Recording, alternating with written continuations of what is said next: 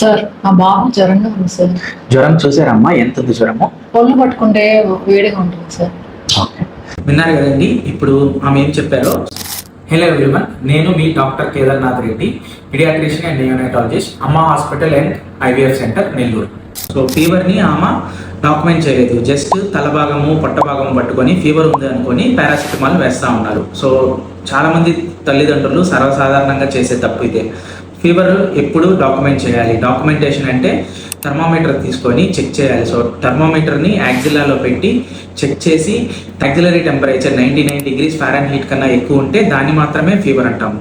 So documentation of fever అనేది చాలా important and majority of parents fever ఉన్నప్పుడు చేసే తప్పు ఇదే. సో ఎప్పుడు కూడా ఫీవర్ని మనము డాక్యుమెంట్ చేయాలి. ఒకటి, డాక్యుమెంట్ చేస్తే ఫీవర్ ఉందా లేదో తెలుస్తుంది. రెండోది, ఎంత ఫీవర్ ఉందేదో కూడా తెలుస్తుంది. సో కంపల్సరీగా ఫీవర్ ఉన్నప్పుడు మనము ఫీవర్ని చెక్ చేసి డాక్యుమెంట్ చేయడం అనేది అందరము అలవాటు చేసుకోవాలి.